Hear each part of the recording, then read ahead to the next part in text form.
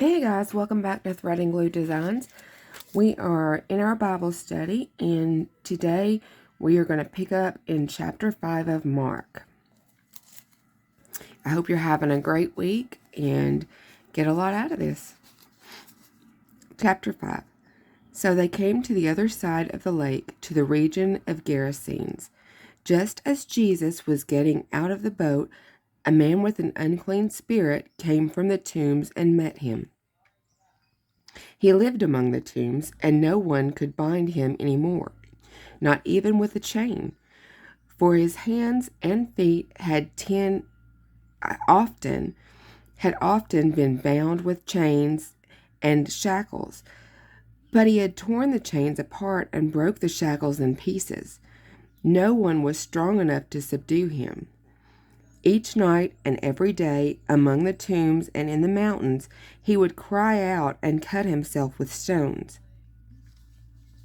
When he saw Jesus from a distance, he ran and bowed down before him. Then he cried out with a loud voice, "Leave me alone, Jesus, Son of the Most High God. I implore you, by God, do not torment me." For Jesus had said to him, "Come out of that man, you unclean spirit."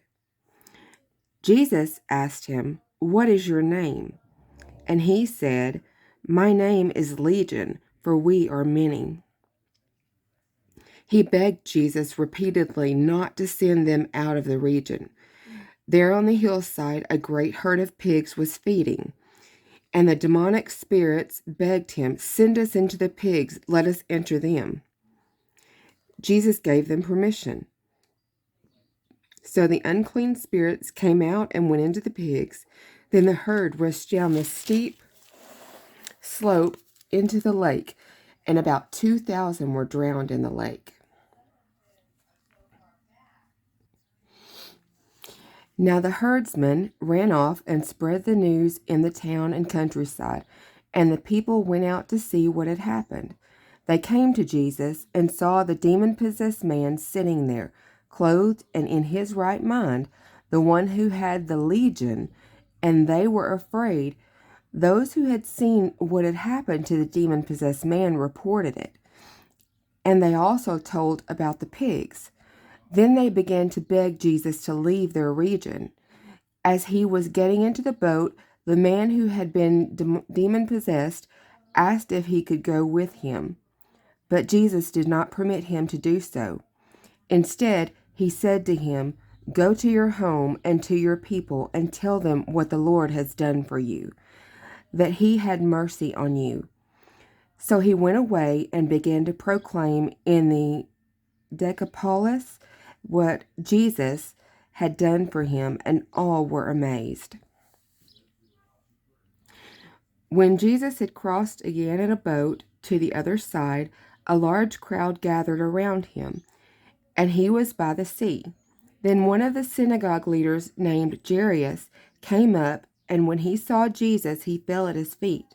He asked him urgently, "My little daughter is near death. Come and lay your hands on her so that she may be healed and live." Jesus went with him, and a large crowd followed and pressed around him. Now a woman was there who had been suffering from a hemorrhage for 12 years. She had endured a great deal under the care of many doctors, and had spent all that she had. Yet instead of getting better, she grew worse. When she heard about Jesus, she came up behind him in the crowd and touched his cloak. For she kept saying, "If I only touch his clothes, I will be healed." At once the bleeding stopped, and she felt in her body that she was healed of her disease.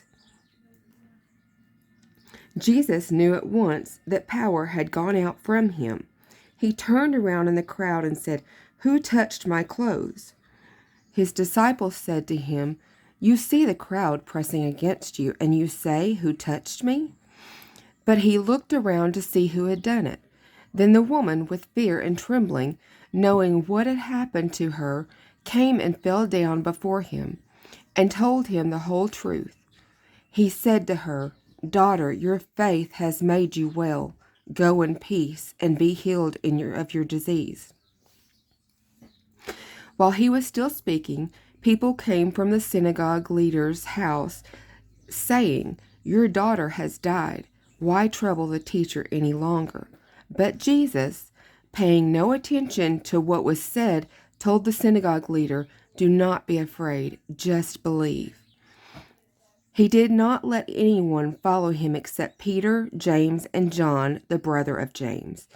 They came to the house of the synagogue leader, where he saw noisy confusion and people weeping and wailing loudly. When he entered, he said to them, "Why are you distressed and weeping? The child is not dead, but asleep." And they began making fun of him. But he forced them all outside, and he took the child's father and mother and his own companions and went into the room where the child was. Then, gently taking the child by the hand, he said to her, "Talitha cum," which means, "Little girl, I say to you, get up." The girl got up and at once and began to walk around. She was 12 years old. They were completely astonished at this. He strictly ordered that no one should know about this and told them to give her something to eat.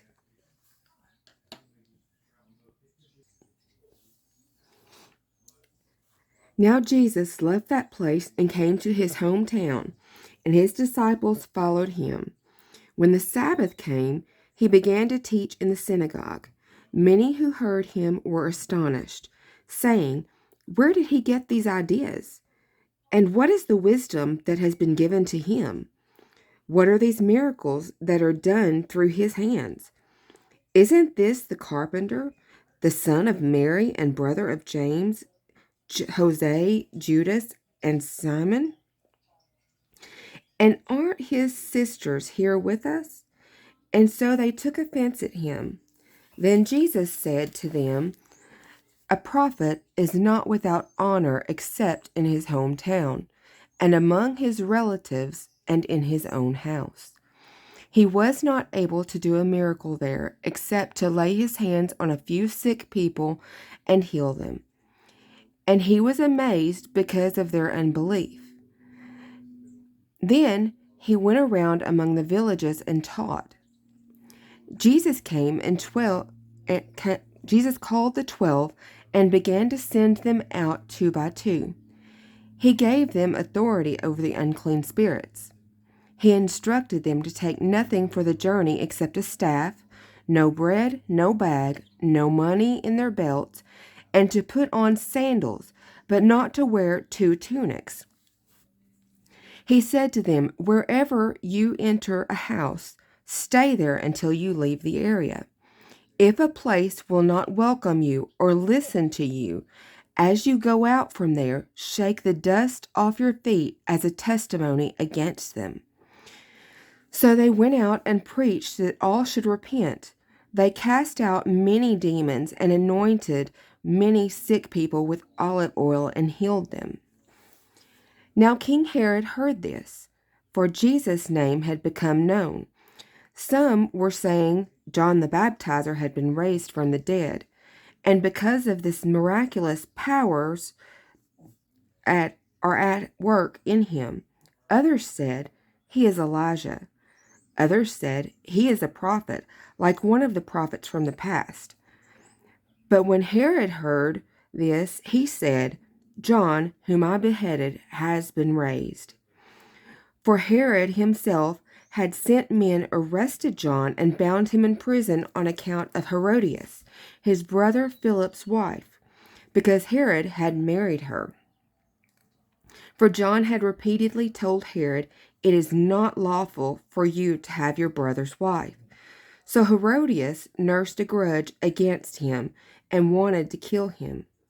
But she could not, because Herod stood in awe of John and protected him, since he knew that John was a righteous and holy man. When Herod heard him, he was thoroughly baffled, and yet he liked to listen to John.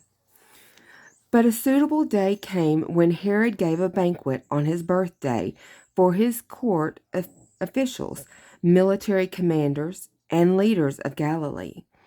When his daughter Herodias came in and danced, she pleased Herod and his dinner guests. The king said to the girl, "Ask me whatever you want, and I will give it to you." He swore to her, "Whatever you ask, I will give you up to half of my kingdom." So she went out and asked her mother, "What should I ask for?" Her mother said, "The head of John the Baptizer." Immediately she hurried back to the king and made her request. "I want the head of John the Baptizer on a platter immediately." Although it grieved the king deeply, he did not want to reject her request because of his oath and his guests. So the king sent an executioner at once to bring John's head, and he went and beheaded John in prison.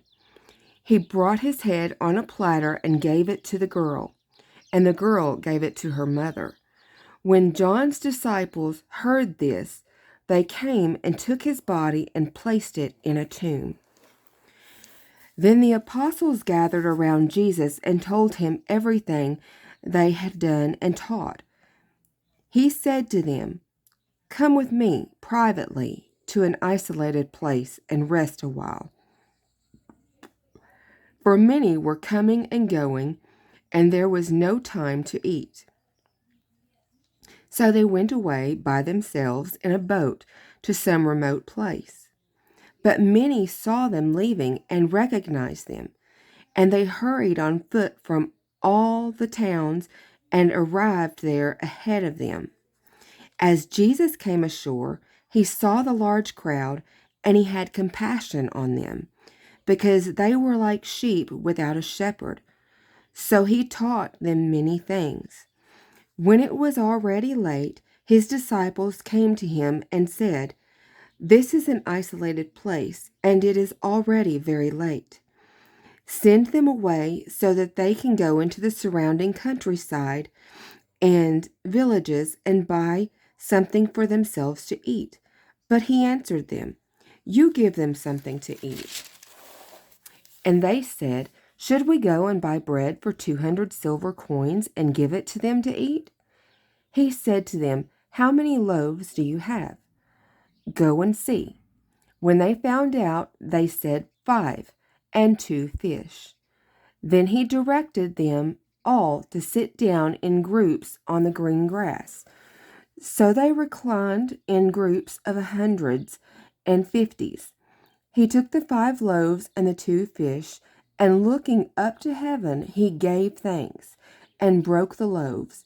He gave them to his disciples to serve the people, and he divided the 2 fish among them all.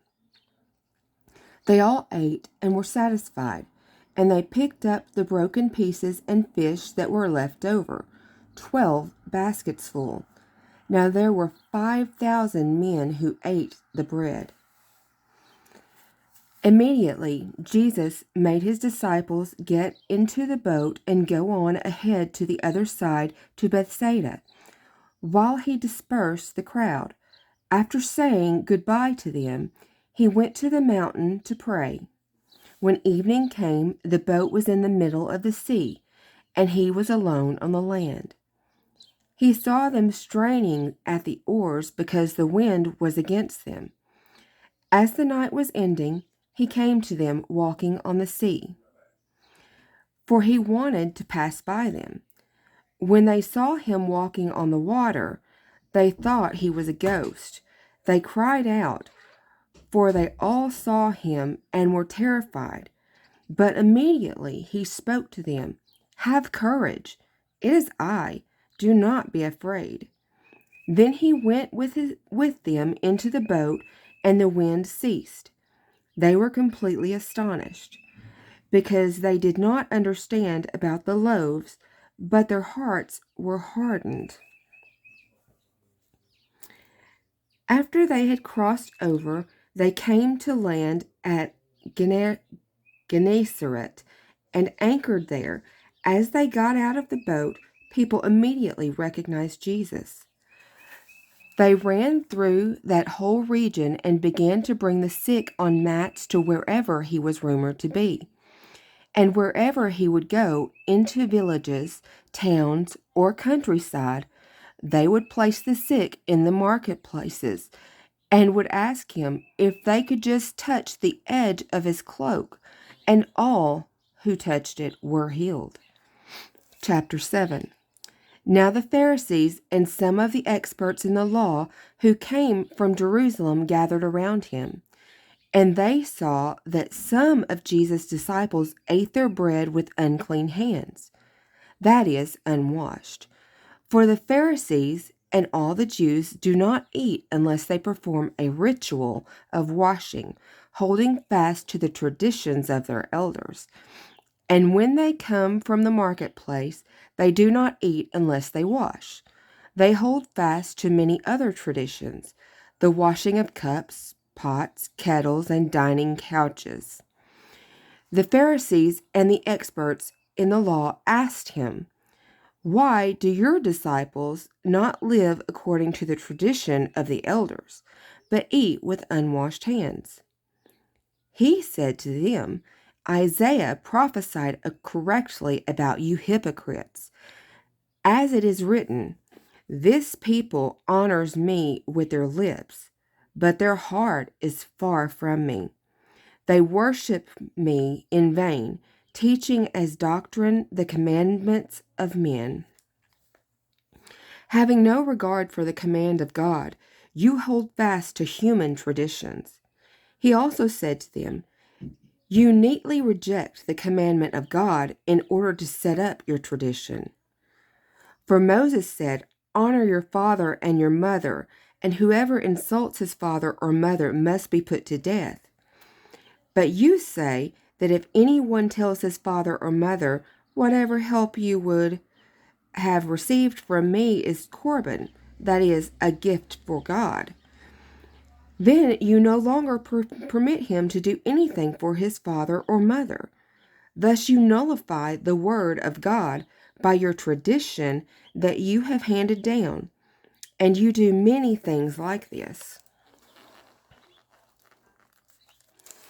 Then he called the crowd again and said to them, "Listen to me, everyone, and understand. There is nothing outside of a person that can defile him by going into him. Rather, it is what comes out of a person that defiles him." Now when Jesus had left the crowd and entered the house, his disciples asked him about the parable. He said to them, "Are you so foolish? Don't you understand that whatever goes into a person from outside cannot defile him? For it does not enter his heart, but his stomach, and then goes out into the sewer. This means all foods are clean." He said, "What comes out of a person defiles him, for from within, out of the human heart, comes evil ideas, sexual immorality, theft, murder, adultery, greed, evil, deceit, debauchery, envy, slander, pride, and folly. All these evils come from within and defile a person." After Jesus left there, he went to the region of Tyre. When he went into a house, he did not want anyone to know, but he was not able to escape notice. Instead, a woman whose young daughter had an unclean spirit immediately heard about him and came and fell at his feet. The woman was Greek, of Syrophoenician origin. She asked him to cast the demon out of her daughter. He said to her, "Let the children be satisfied first, for it is not right to take the children's bread and to throw it to the dogs." She answered, "Yes, Lord, but even the dogs under the table eat the children's crumbs." Then he said to her, "Because you said this, you may go. The demon has left your daughter." She went home and found the child lying on the bed, and the demon was gone. Then Jesus went out again from the region of Tyre and came through Sidon to the Sea of Galilee in the region of the Decapolis. They brought to him a deaf man who had difficulty speaking, and they asked him to place his hands on him. After Jesus took him aside privately, away from the crowd, he put his fingers in the man's ears, and after spitting, he touched his tongue. Then he looked up to heaven and said, with a sigh, Ephphatha, that is, be opened. And immediately the man's ears were opened, his tongue loosened, and he spoke plainly. Jesus ordered him not to tell anyone, but as much as he ordered them not to do this, they proclaimed it to all the more. People were completely astounded and said, He has done everything well. He even makes the deaf hear and the mute speak. Chapter 8. In those days there was another large crowd with nothing to eat. So Jesus called his disciples and said to them, I have compassion on the crowd, because they have already been here with me 3 days, and they have nothing to eat. If I send them home hungry, they will faint on the way, and some of them have come from a great distance. His disciples answered him, Where can someone get enough bread in this desolate place to satisfy these people? He asked them, How many loaves do you have? They replied, 7. Then he directed the crowd to sit down on the ground. After he took the 7 loaves and gave thanks, he broke them and began giving them to the disciples to serve. So they served the crowd. They also had a few small fish. After giving thanks for these, he told them to serve these as well. Everyone ate and was satisfied, and they picked up the broken pieces left over, 7 baskets full. There were about 4,000 who ate. Then he dismissed them. Immediately he got into a boat with his disciples and went to the district of Dalmanutha. Then the Pharisees came and began to argue with Jesus, asking for a sign from heaven to test him. Sighing deeply in his spirit, he said, Why does this generation look for a sign? I tell you the truth, no sign will be given to this generation. Then he left them, got back into the boat, and went to the other side. Now they had forgotten to take bread, except for 1 loaf. They had with them in the boat, and Jesus ordered them, Watch out, beware of the yeast of the Pharisees. And so they began to discuss with one another about having no bread.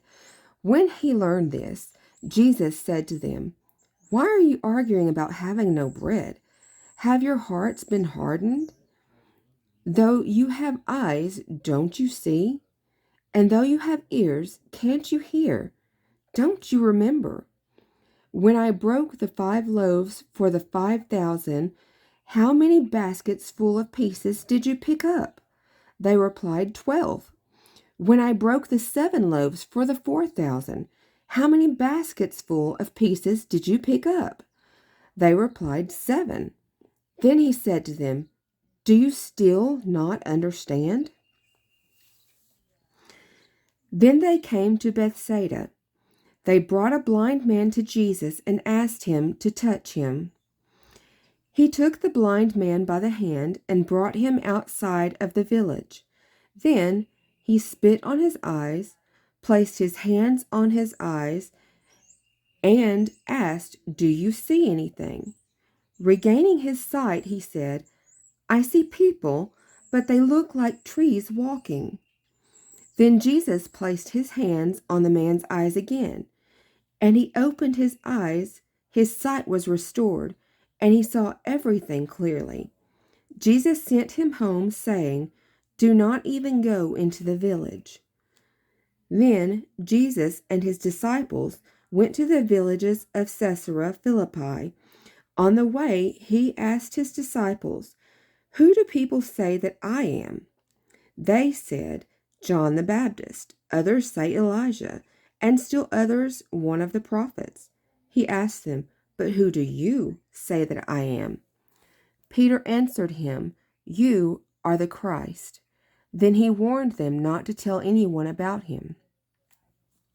Then Jesus began to teach them that the Son of Man must suffer many things, and be rejected by the elders, chief priests, and experts in the law, and be killed, and after 3 days rise again.